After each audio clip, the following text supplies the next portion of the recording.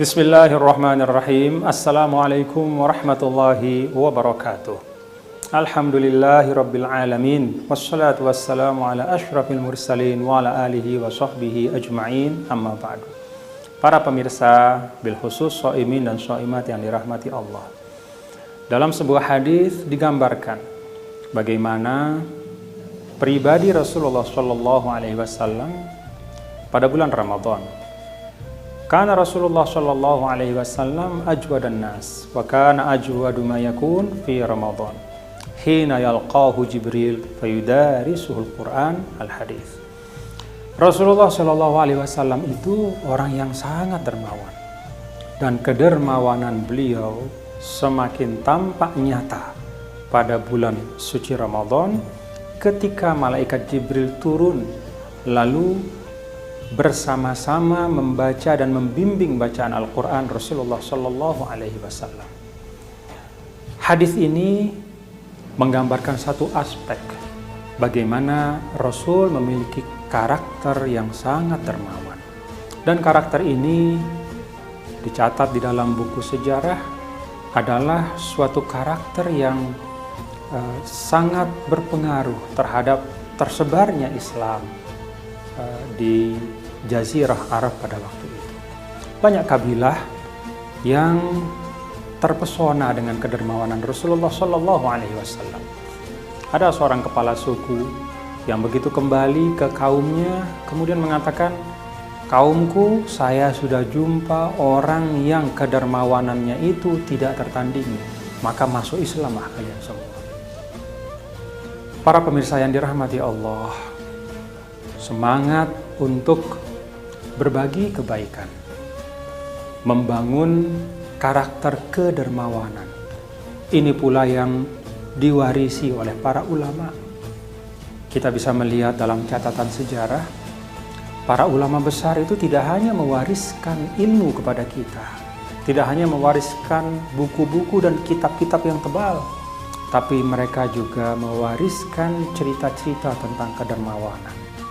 Kedermawanan Imam Syafi'i, Imam Maliki, Imam Hanafi, dan para ulama-ulama yang lain. Ini pula para pemirsa semangat yang dibawa oleh para wali songo ketika mereka mendakwahkan Islam di tanah Nusantara. Tidak hanya mengajarkan sholat dan perintah-perintah agama yang lain, tetapi mereka juga membangun suatu tatanan masyarakat yang dipenuhi dengan semangat untuk saling memberi.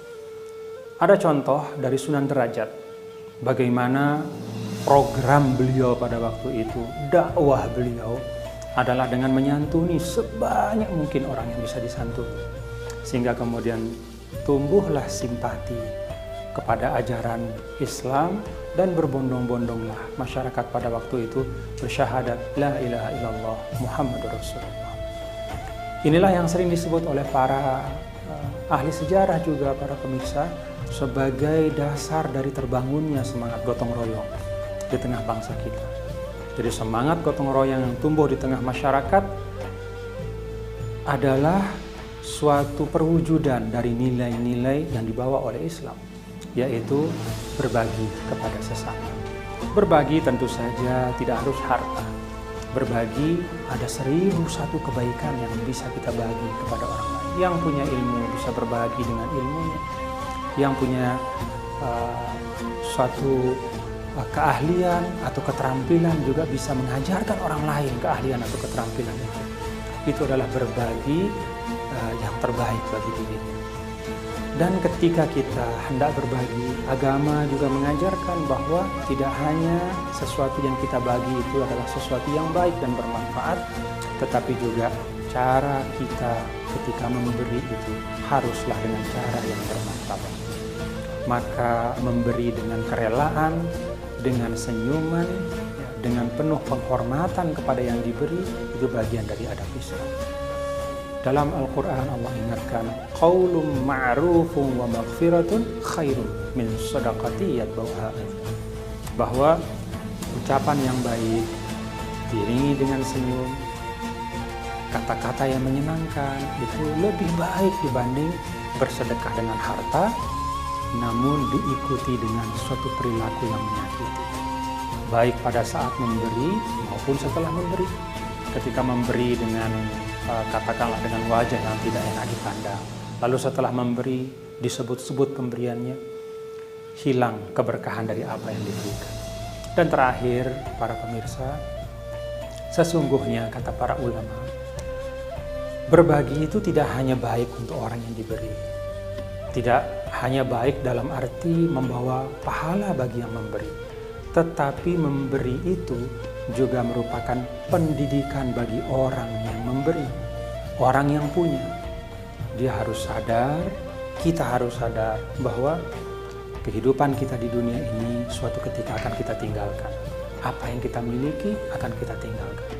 Maka dengan memberi itu, kita melatih diri kita untuk kapanpun, ketika memang takdir itu telah tiba, kita ikhlas untuk melepaskan semua yang ada di kehidupan dunia ini dan menjumpai Allah Subhanahu wa Ta'ala dalam keadaan nafsum mutmainnah, jiwa yang tenang.